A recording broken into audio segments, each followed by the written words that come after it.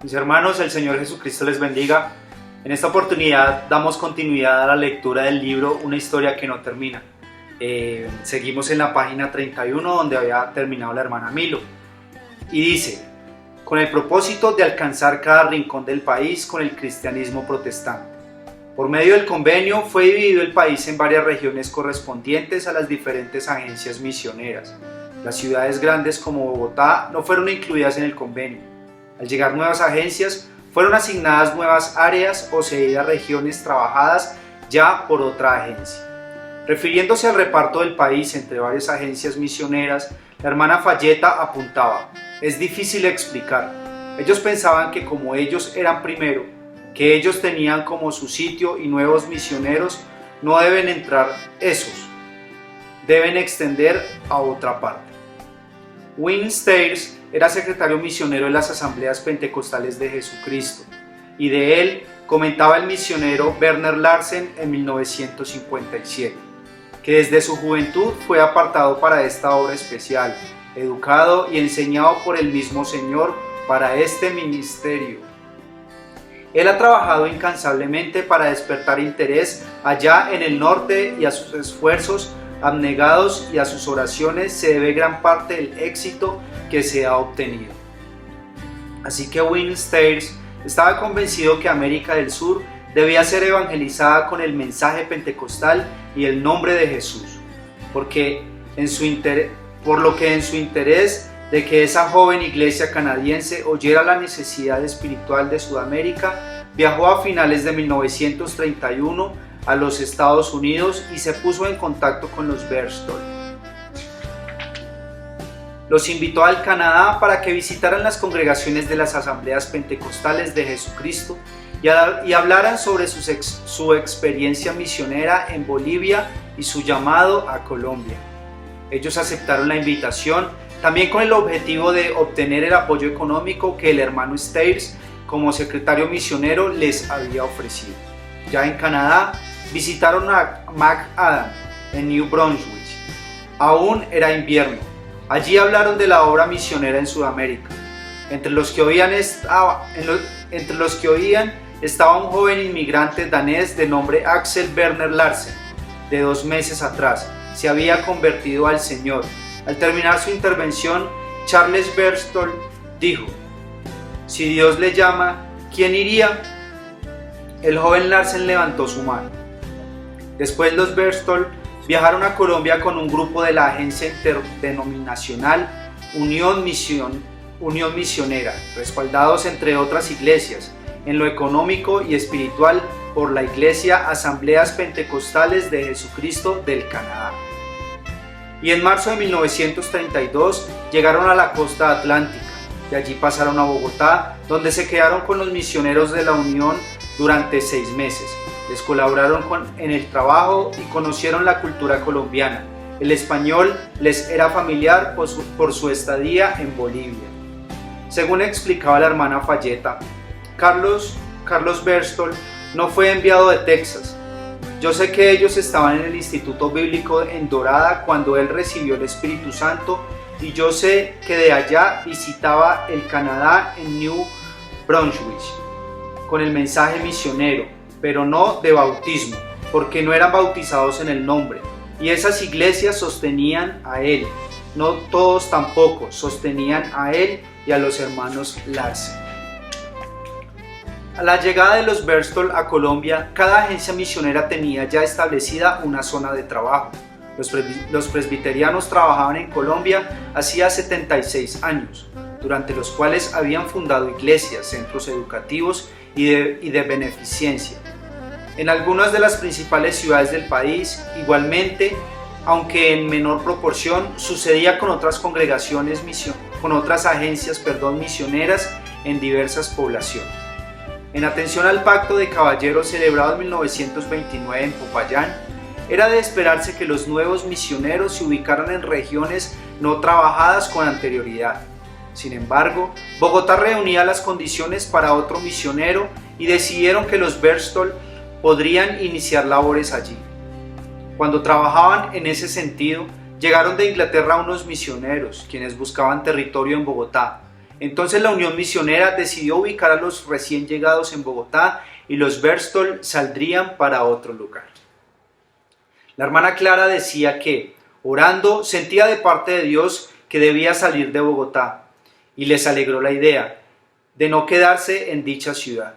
En la búsqueda de un lugar apropiado para ubicarlos, se les informó de una ciudad llamada Málaga, en Santander del Sur, donde hasta el momento solo habían logrado entrar los adventistas del séptimo día, pues era un territorio tan malo que nadie quería ir. Los Berstol aceptaron trabajar en Málaga. Está bien, vayan ustedes, pero será difícil, les dijeron en la agencia.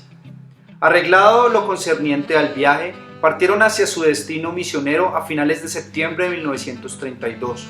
El desplazamiento de Bogotá a Málaga demoraba un día y se hacía en chiva, un típico bus con carrocería de madera que en las ventanas, en vez de vidrio, tenía pedazos de drill o lona. En su interior transportaba, además de las personas, toda clase de carga y de animales. La carretera era muy angosta, llena de huecos y con muchas curvas, lo que aumentaba el grado de dificultad de dicho viaje. Superada la travesía y ya en la cabecera municipal, procedieron a ubicarse y establecieron una rutina diaria de trabajo. Dedicaban las mañanas al estudio de la palabra de Dios y a la oración, en tanto que por las tardes salían a vender porciones de evangelios y Biblias. En las noches celebraban reuniones. Lo más común cuando un misionero llegaba a un lugar era visitar el mercado público, repartir tratados, vender porciones de evangelios y Biblias, y en ocasiones predicar al aire libre. Era el llamado colportaje, que fue la estrategia general utilizada por las misiones no católicas para la expansión del evangelio. Según Francisco Ordóñez, era una labor de exploración, reconocimiento y penetración. Los Berstol no fueron la excepción. Pudieron de esta manera llegar a los malanguentes con las buenas nuevas de salvación, y el reporte de las ventas les sería de ayuda para el sustento familiar y los gastos que su trabajo misionero requería. Era común que Charles anunciara su venta de Biblias a las poblaciones a donde llegaba, con esta pregunta: ¿quién conoce la historia de Jesucristo? Yo la tengo, la cuenta aquí, o Mateo, o Marcos, o Lucas. Por su parte, Clara planeaba establecer un colegio en Málaga, dada su experiencia en este campo. Así que después de dedicar el resto del año 32, habían llegado desde finales de septiembre de ese año a Málaga, y todo el año 33 al evangelismo personal y a los preparativos para el establecimiento del centro educativo, y de haber bautizado un buen grupo de creyentes en la fórmula trinitaria. Solo esperaban que empezara el año 1934 para abrir las puertas del colegio. Llegado este año, los Berstol instalaron el colegio en una casa con paredes de barro y techo de paja. El cuarto más grande serviría como salón de clases y de predicación. Fue entonces cuando Clara, que dedicaba todos sus esfuerzos al colegio, sintió que la carga era mucha y escribió a su cuñada Eleanor para que viniera a colaborarles en el trabajo misionero.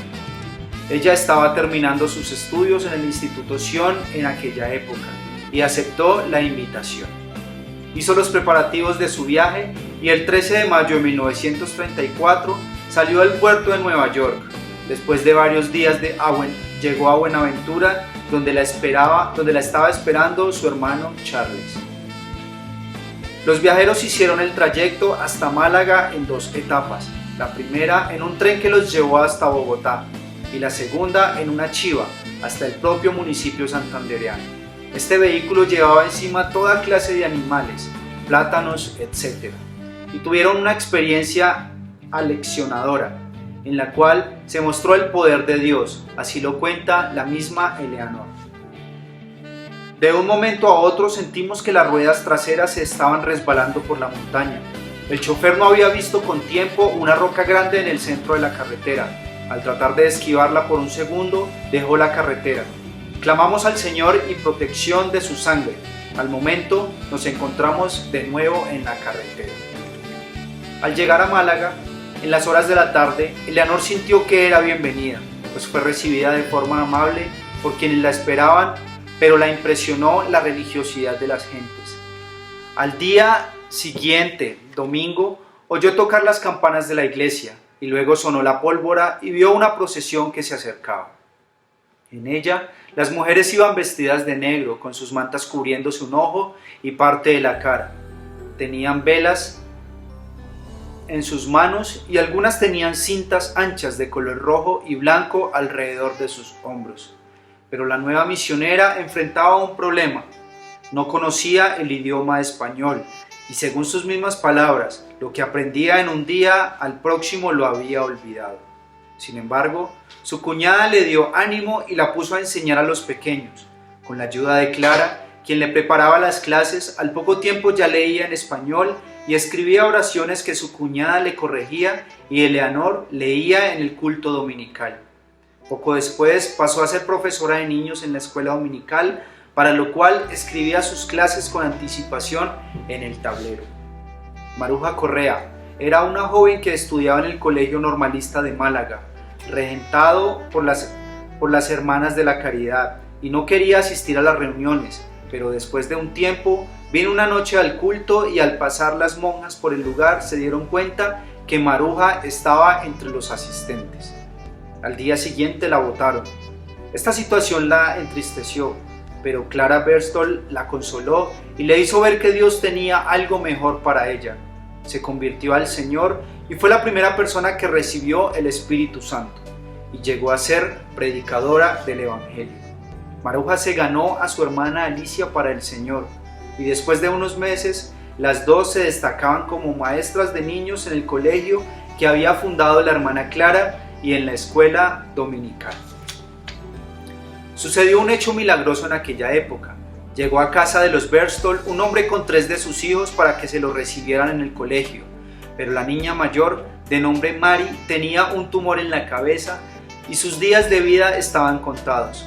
Al explicarle el Evangelio, este hombre preguntó a los Berstol: ¿qué pueden hacer ustedes por ella? Ellos respondieron: orar es la única solución. El hombre, sin comprender del todo el alcance de lo que acababa de responderle, continuó: ¿oración? Bueno, ore. Le impusieron las manos, oraron por ella y unos días más tarde la niña regresó. Estaba perfectamente bien. Asistió al colegio y ayudó en el hogar por años. Maruja Correa y Eleanor llegaron a ser amigas y compañeras de trabajo en la obra. Mientras una aprendía inglés, la otra lo hacía con el español. Evangelizaban en poblaciones vecinas a Málaga. Aprovechando las vacaciones, estuvieron en Enciso, Susa y Belén, donde tuvieron experiencias tales como tener que dormir en una mesa de billar y no poder comprar alimentos, pues no se los vendían. Pero fue en Belén donde el cura incitó a la gente para que las mataran.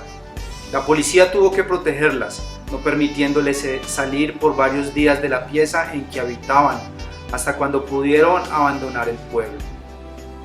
El trabajo de los Berstol en Málaga se extendió por 5 años, tiempo durante el cual fundaron el colegio, bautizaron un grupo de personas en la Trinidad y llevaron el mensaje pentecostal a varias poblaciones de la provincia de García Rovira. Hasta 1937 trabajaron en medio de necesidades y debido al fanatismo e intolerancia religiosa de las gentes, sufrían oposición y persecuciones. La situación se hacía cada vez más difícil e insostenible para ellos. Los Berstol estaban decepcionados al ver que la obra no prosperaba. Habían trabajado 5 años y bautizado en el nombre del Padre, del Hijo y del Espíritu Santo, pero nadie había recibido la promesa del bautismo del Espíritu Santo hablando en lenguas, experiencia tan propia de los pentecostales. Para estos años a los que nos estamos refiriendo, el uso de la fórmula bautismal era un tema de candente actualidad. Solo habían pasado un poco más de 20 años desde que un grupo de pastores había roto con su iglesia madre por este tópico. Es de presumir entonces que el bautismo en el nombre de Jesucristo no les era desconocido, porque en el norte del continente habían tenido una estrecha relación con los pentecostales unicitarios del Canadá, y a su vez el hermano Wynne Stairs había mantenido correspondencia entre los Berstol y estimulado a la iglesia canadiense a orar y colaborar con la obra en Colombia, mientras se preparaban para el envío de misioneros con el mensaje del nombre.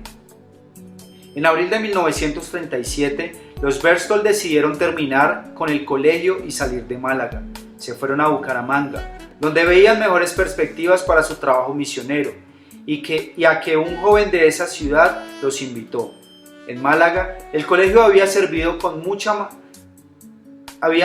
como una manera de acercarse a las gentes que no se atrevían a asistir a las reuniones por temor a una excomunión de la Iglesia Católica y al repudio de sus coterráneos, y había llegado a ser conocido en toda la región por el beneficio que prestaba en la parte educativa. Cuando la población se enteró que los misioneros se mudaban, no quisieron que tal cosa sucediese, pues se beneficiaban del colegio. Una persona importante vino donde la hermana Clara y le dijo: ¿por qué se van si nos han sido de bendición? Porque ustedes quieren nuestros beneficios y no quieren a nuestro Cristo, respondió la hermana Clara. Definido el cierre del centro educativo, así como el traslado de las actividades misioneras a Bucaramanga, Prudencio Tolosa, un hombre muy respetado en la región y dueño de la finca Loma del Salado, que quedaba en la vereda de Peña Colorada, a 1 hora de camino por la montaña, vino donde Clara y le propuso: quiero que manden una maestra para abrir un colegio en Loma del Salado. Ella enseñará a leer y a escribir a los peones de noche y a los niños de día. Quería que el trabajo lo hicieran los evangélicos, pues por su tradición liberal no quería tener nada que ver con las monjas. Ante el ofrecimiento de don Prudencio, Clara le dio la siguiente respuesta: la mandamos con la condición que usted le permita a ella tener cultos evangélicos el domingo. Don Prudencio aceptó la condición y Eleanor quedó a cargo de la escuela La Loma del Salado junto con Maruja Correa. Ustedes están yendo al fuego, ellos son terribles, y nosotros quedamos acá, les dijeron las gentes de Málaga a los misioneros. Y en verdad que en la Loma del Salado eran personas muy difíciles, el punto que por solo mirar a alguien, este podía usar su cuchillo en contra de quien lo mirara. Las maestras se instalaron en Loma del Salado y comenzaron a enseñar a los niños y a los adultos. Los primeros venían de las laderas de alrededor, sin zapatos y con poca comida. Maruja enseñaba por las calles a los adultos que trabajaban en los campos de tabaco durante el día, pero pronto los estudiantes desearon escuchar enseñanzas de la Biblia y Maruja les mostró por la palabra de Dios el error que cometían al adorar imágenes. Al oírla obedecieron y trajeron sus ídolos para deshacerse de ellos. Comenzó un movimiento espiritual. Y es así como de las veredas cercanas y de algunas poblaciones vecinas venían muchas personas para oír la predicación del Evangelio. Para finales del mes de mayo les llegó una carta a los Berchtold en Bucaramanga, de parte de las dos jóvenes.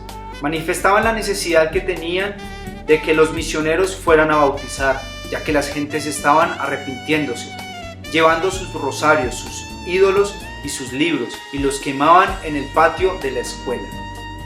Ante estas noticias, los Berchtold decidieron viajar al Salado, pero no fueron solos, los acompañaron el hermano Werner Larsen, su esposa Abigail y su pequeño hijo Kay, quienes habían llegado a mediados del mes de mayo, enviados por las asambleas pentecostales de Jesucristo del Canadá. Al viajar al Salado, Carlos Berchtold le preguntó a su esposa Clara: ¿cómo vamos a bautizar a estos? Lo decía porque los Larsen eran del nombre de Jesucristo y los Berchtold hasta entonces bautizaban en la Trinidad. Bueno, hemos bautizado en los títulos y nadie ha recibido el Espíritu Santo. Ponemos a Dios a prueba y si Él contesta con fuego divino, de ahora en adelante bautizamos en el nombre de Jesús, dijo Clara. Amén. Hermanos, hasta aquí la lectura de esta porción de este libro, una historia que no termina. De verdad es muy bonito conocer cómo el Señor abrió caminos, tocó puertas para que llegase el Evangelio hasta el día de hoy. Dios les bendiga y los esperamos en una próxima ocasión. Dios los guarde.